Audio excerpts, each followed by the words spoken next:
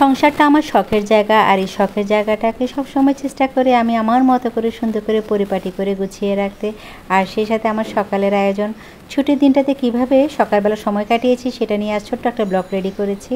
আসসালামু আলাইকুম ভিউয়ার্স, কেমন আছেন সবাই? আই হোপ যে যেখান থেকে আজকের আমার এই ব্লগটি দেখছেন সবাই ভালো আছেন, সুস্থ আছেন এবং নিরাপদে আছেন।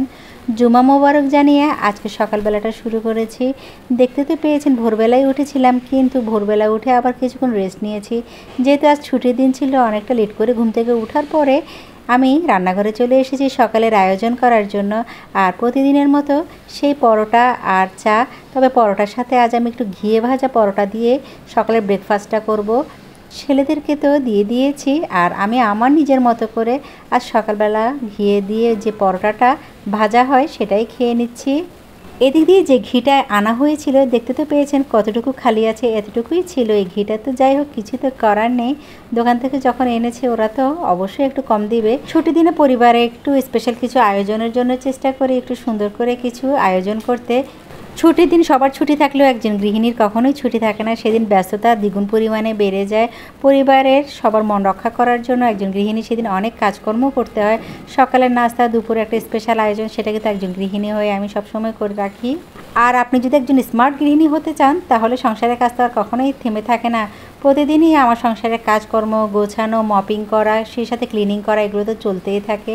সবসময় আপনাদের সাথে এই জিনিসগুলো আমি দেখানোর প্রয়োজন মনে করি না। মাঝে মাঝে যখন স্পেশালভাবে কিছু করে রাখি তখনই হয়তো চেষ্টা করি। আর এদিক দিয়ে নিজের জন্য ডিম পোচ করে ফেলেছি, আর সেই সাথে মাল্টোবা দিয়ে একটা চা বানিয়ে নিচ্ছি। লিকারটা একটু কড়া করলে এই চাটা খেতে আলহামদুলিল্লাহ এত ভালো লাগে। তো নিজের মতো করে সুন্দর করে সকালে ব্রেকফাস্টটা করে আপনাদের সাথে এখন স্পেশালভাবে একটু শ্যুট নিয়ে শেয়ার করছি আমার এই সিম্পল সকালের নাস্তা। আমার এই নাস্তার শ্যুটগুলো আমার আপুরা অনেক পছন্দ করেন, সেজন্য একটু সুন্দর করে আপনাদের সাথে দেখানোর প্রয়োজন মনে করেছি। আর এদিক দিয়ে পরোটা যেগুলো রয়ে গিয়েছিল সেগুলো আগামীকালের জন্য ফ্রোজেন করে রেখে দিয়েছি, আর সেই সাথে হালকা একটু ছেঁকে রাখছি যাতে পরদিন আমার তেমন একটা ঝামেলা না হয়। আর অন্যদিকে তো দেখতে পেয়েছেন আমার ছেলের বেডরুমটা কত সুন্দর করে রোদ উঠেছে। আমার সকালবেলা এই রোদটা এত ভালো লাগে।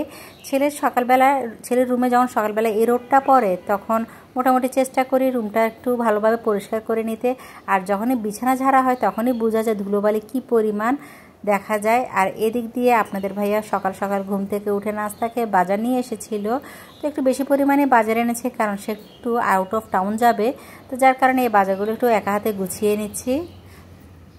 তবে আমি আপনাদের সাথে আজ কোনো রান্নার রেসিপি শেয়ার করছি না। দুপুরবেলা একটা স্পেশাল আয়োজন ছিল, সেটা আমি চেষ্টা করব আগামী ব্লগটাতে শেয়ার করার জন্য। যদি এই ব্লগে শেয়ার করি তাহলে ব্লগটা অনেক বড় হয়ে যাবে।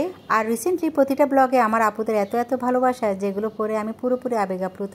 আর এভাবে যে কোনো বাজারে আনলে পলি ব্যাগে করে নিয়ে আর জিপলক ব্যাগে করে নিয়ে আমি এভাবে বক্সে করে রেখে দিই, আর এইভাবে ফ্রোজেন করে রাখি সব সময়। আশা রাখছি প্রতিদিনের মতো আমার এই ছোটো ব্লগটা আজ আপনাদের অনেক ভালো লেগেছে। আর লাইক দিতে একেবারে ভুলবেন না। দেখা হবে নেক্সট ব্লগে। সবাই ভালো থাকবেন, সুস্থ থাকবেন। আল্লাহ হাফিজ, আসসালামু আলাইকুম।